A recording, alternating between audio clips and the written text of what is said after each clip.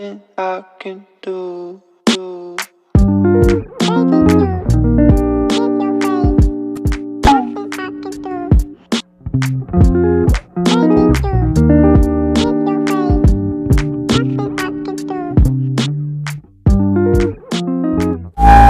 Hey guys! How's everybody? I hope everybody's doing well despite this pandemic. So without anything of further ado, just keep on listening. Our topic in this group is all about gender basics, which is the sex versus gender. So what are the difference of sex and gender? Gender is a widely used in indicating an individual's biologically determined sex, male or female, which cannot fully address the complex nature of a concept such as gender.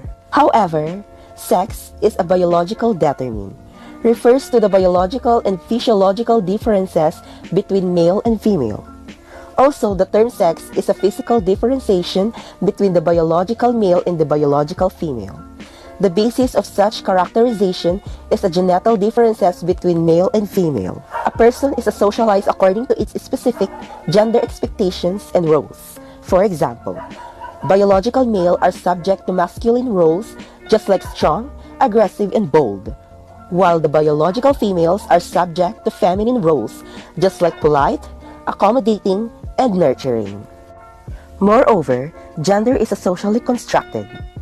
It's a social classification based on one's identity, presentation of self, behavior, and interaction with others. Sociologists view gender as learned behavior and a culturally produced identity, and as such, it is a social category. According to gender refers to the socially constructed characteristics of women and men, such as norms, roles, and relationships of and between groups of women and men.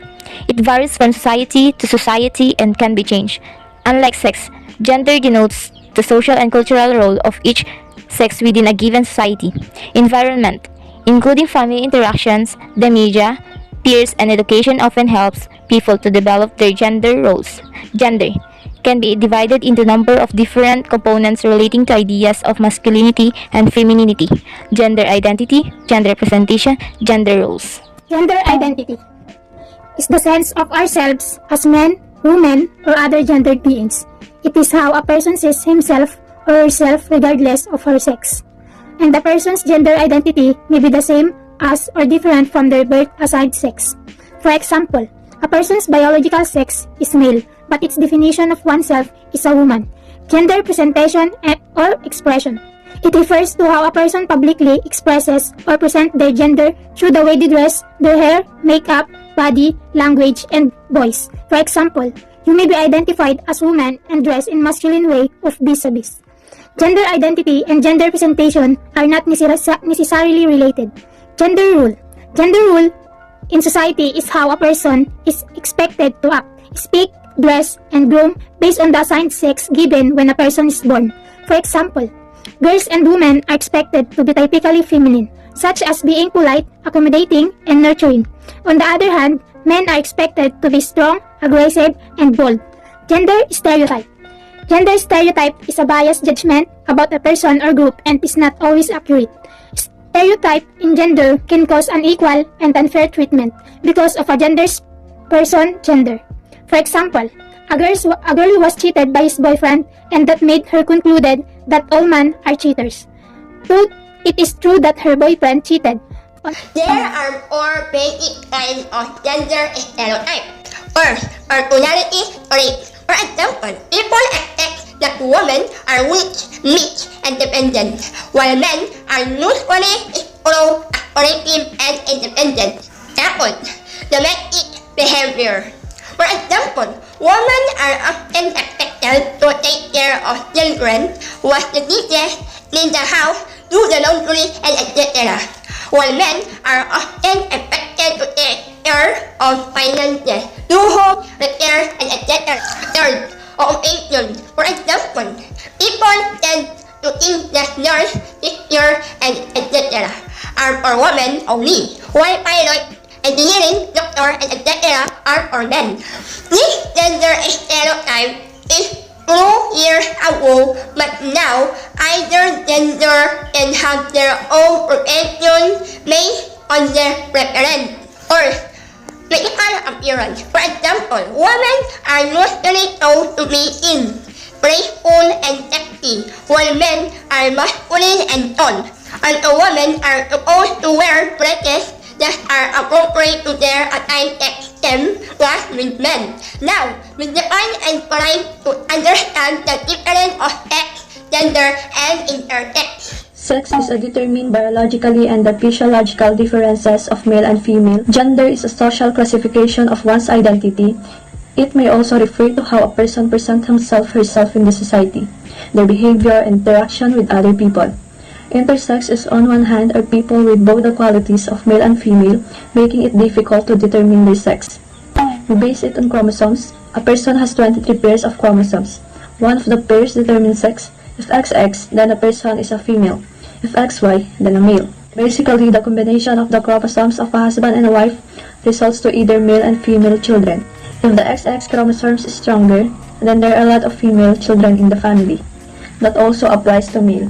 After being born, a person can be identified by the genitalia between their legs. That is for male and vagina for female. And if both, that's where intersex comes in as it's difficult to identify them. As we have said, there are people whose internal sex organ, ovaries and uterus for females, prostate gland in males, and external genitalia, penis and testes for male, vagina and clitoris for females, are inconsistent, and we call these people hermaphrodite from the Anxiety Greek word hermaphroditos to the son of Hermes and Aphrodite to Greek mythology. According to Ovid and Roman poet, hermaphrodite fused with supremacy and envy which resulted to an individual possessing both traits in male and female sex. Hence to the word hermaphrodite, so we comes to sex, to intersex. Biology influences how we develop, but it does not absolutely determine behavior, personality, and so on. This does not stimulate purely in our traits and rules. More than important that biology is how we perceive and treat difference and influence our society. Gender is more than complex than sex. Gender is not something we are born with, and not something we have, but something we do. Now, based on the picture, why is it that this is never a case? For us, there will never be a case in this picture of the reason why they are only on the stage of minority and not conscious of their actions to determine which is right or wrong. On the other hand, this is the early signs of determining the sex of a minor by showing their thoughts, likes, feelings, and emotions. So let's proceed to the society. Society had taught us since we are young that boys play trucks, toy guns, while girls are to play with Barbie dolls. That blue colors is for boys and pink is to girls.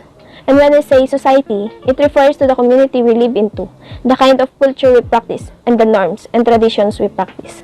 For example, homosexuality was thought to be a disease, or the APA Diagnostic Stat Manual of Mental Disorder. UNESCO also defined gender as the roles and responsibilities of men and women that are created in our families, our societies, and our cultures. We have this question: women give birth to babies, men don't. Meaning to say, this is sex, as women is the only sex that is capable of giving birth. Biologically, women have uterus, men don't. And yes, this is gender. Girls are gentle, boys are rough. Girls can be rough too, and there are boyish girls everywhere. On the other hand, men can be feminine also. Women can be truck drivers, but they only hired men due to the belief that women can handle such job, or it is not appropriate for women to do hard labor. Also, the wage difference is the unequal views of men and women, which we will tackle once we are on gender inequality topic.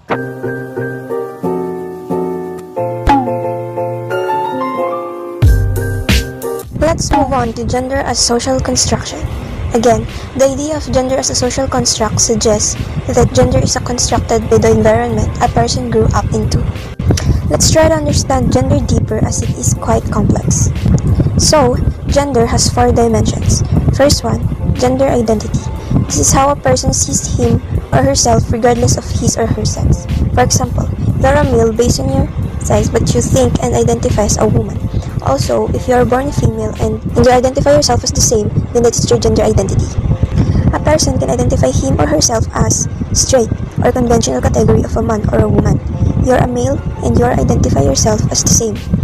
Gay, lesbian, trans woman or trans man. Gay, a male who identifies himself as a woman.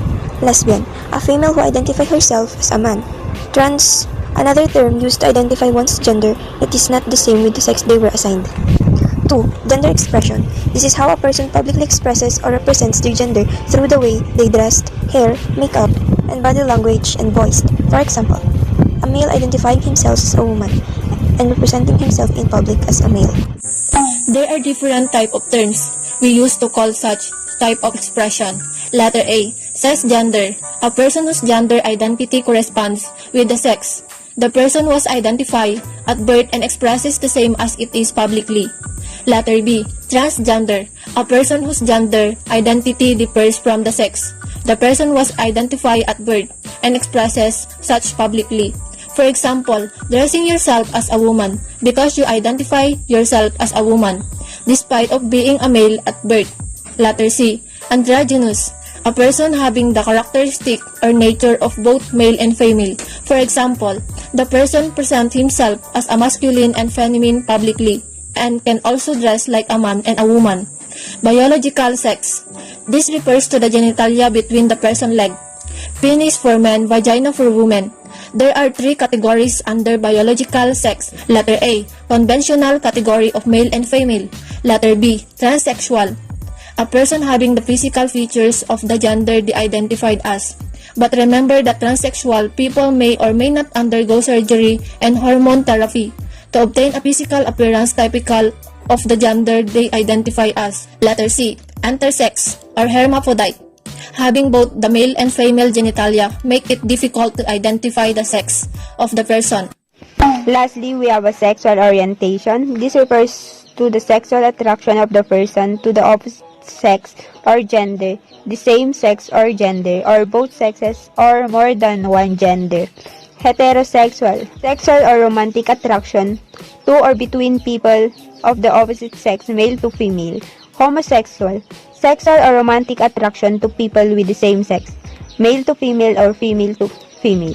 Bisexual, sexual or romantic attraction to or between people of one same sex and the opposite sex, male to female or male to male, female to female. Pansexual is a person who is not attracted to either of the two sexes but is attracted to a person's personality.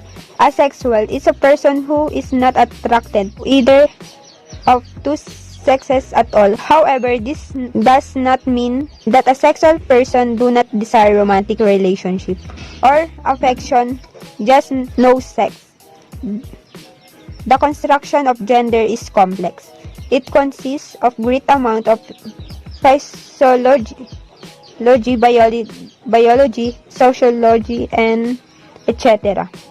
Let me remind you through that human sexuality, which is related to the element of attraction, is considered fluid, which means it could change throughout time. For example, one person can be attracted to woman or man, or a person could be attracted to man its entire life, then all of a sudden is now attracted to women.